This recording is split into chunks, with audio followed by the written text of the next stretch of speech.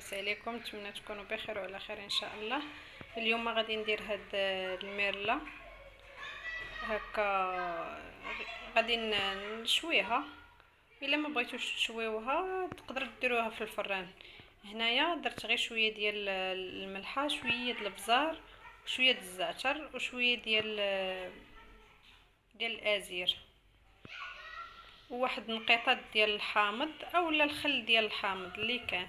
كديروهم هكا كترقدوا شي شويه. انا غندير لها الغلقه ديالها وغندخلها للثلاجه تبقى واحد شويه باش يدخل هذاك النسمه ديال دوك العشوب. وهذا عاد غادي نشويهم. فهاد الطبق هذا غنرافقو ان شاء الله بسلطه وعصير. دابا ان شاء الله نوريكم كلشي. هي الميرلون ديالي كتقلى اولا كتشوى. درتها غير في الحاله ديال البانيني باش ما تلصقش ليا. فرشت هذا، فرشت بابي كويسون ودهنتوه بشويه ديال الزبده. فهنا غندير هذاك العصير ديال الحامض اللي كنت وريتكم. انا درت خياره وثلاثه د المعالق ديال داك العصير الحامض، وثلاثه د المعالق ديال سنيده، وكاس ديال الماء، كاس اللي كنشربوا فيه عامر ديال الماء. هذا هو الغدا ديالي، ها هو وجد. كما كتشوفوا راني شويت هاد الميرلون شويتها غير في الاله ديال البانيني، راه جات زويونه وبديك الطريقه ما كتلصقش. اللي درتو لها بابي كويسون هذا راه ما كتلصق ما حتى شي حاجه، شاده في راسها، جات زوينه. وبالنسبه للعصير راه كما قلت لكم راه درت فيه 3 المعالق ديال الحامض وثلاثه ديال السنيده وكاس ديال الماء. والا عندكم النعناع زيدوا واحد 3 الوريقات ولا 2 وريقات، راه كيعطيو واحد لوغو زوين بزاف بزاف. وصلاد خضيره هكا.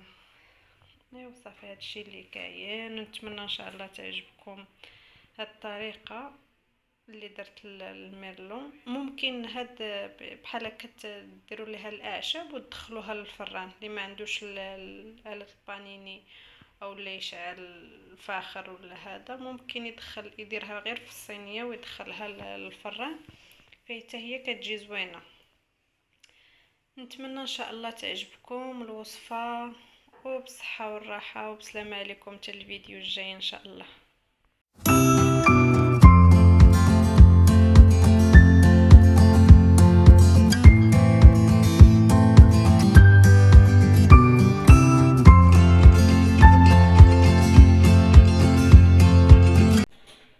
سلام البنات، كي دايرين؟ بخير؟ لاباس عليكم؟ نتمنى تكونوا بخير وعلى خير ان شاء الله.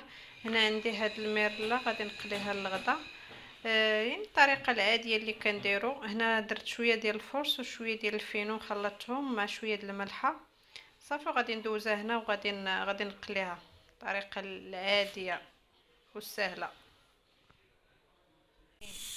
هنايا راني درت واحد 3 المعالق منه من داك العصير ديال الحامض مع تقريبا كاس ديال الماء كبير، وهذا والسكر سنيده درت واحد 3 المعالق صافي. وطحنته مع الباربه. ها هو كيفاش جا زوين صراحه بنين. فهذا هو الغدا ديالي، الميرلون اللي قليت ورافقتها مع شويه ديال الشلاضه ديال البصله ومطيشه ومعدنوس وشويه ديال العدس والعصير ديال الباربه والحامض والخبز ديال الدار. هذا هو اللي كاين. وبصحه غداتكم وبسلامه عليكم حتى الفيديو الجاي ان شاء الله.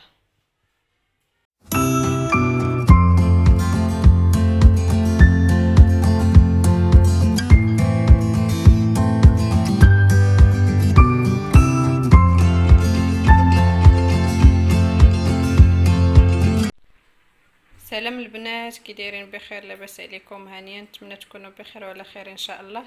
اليوم غادي نطيب هاد الميرله بواحد الطريقه اللي هي سهله وزوينه.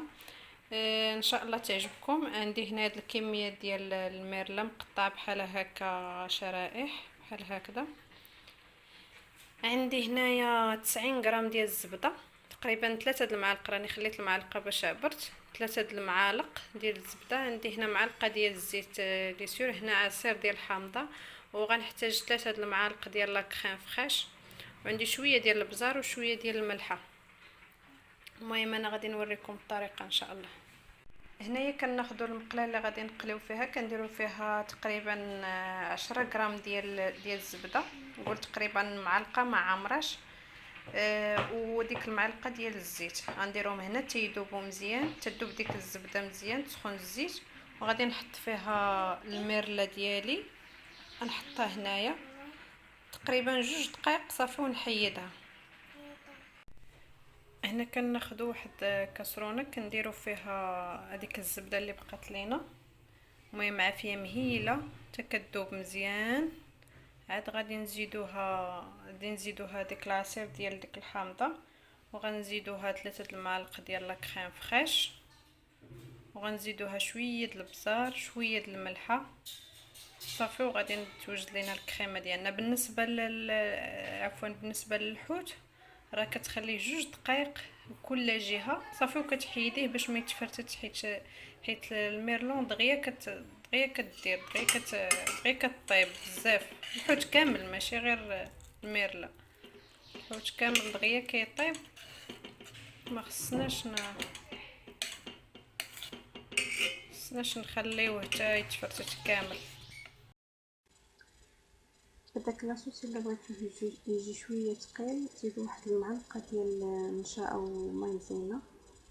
وكيف ما كتشوفوا الميرلون ديالي راه كتب ديك لي بات مع المايونيز والثوم وديك لاريكو اللي ديجا درت فواتها وصوطيتها بشويه ديال زيت العود والكمون والبزار والملحه وشويه ديال المعدنوس، ودغيا كيوجد صراحه بحال هاد لي بلا هادو دغيا كيوجدوا ما كيشدوش الوقت بزاف. نتمنى تعجبكم ان شاء الله الوصفه وتجربوها، والسلام عليكم حتى الفيديو الجاي ان شاء الله.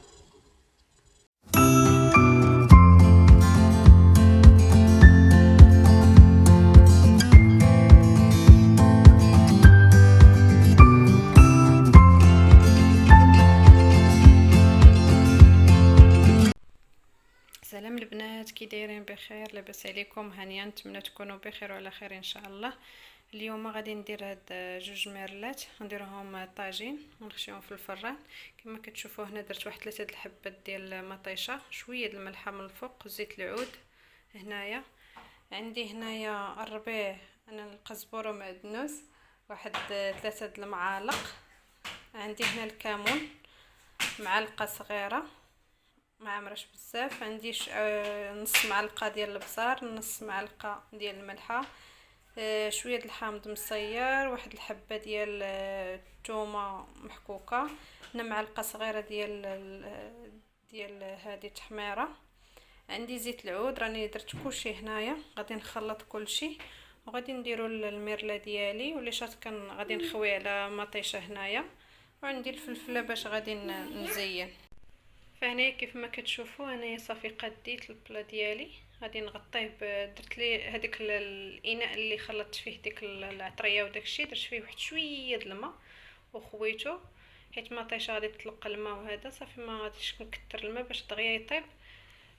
صافي وغادي نغطيه ببابي الومنيوم وغادي ندخلو للفران. فهو الغدا ديالي وجد دغيا كيطيب، راكم عارفين الحوت دغيا كيطيب. درت معاه هاد السلطه هذا ديال الباربه، درت معاه شويه ديال المعدنوس، شويه ديال هذا البصله مقطعه صغيره والمايونيز صافي، والعصير ديال الليمون مع الخوخ والسوريز. وبصحه والراحه غداتكم، نتمنى تعجبكم الوصفه، وبسلام عليكم حتى الفيديو الجاي ان شاء الله.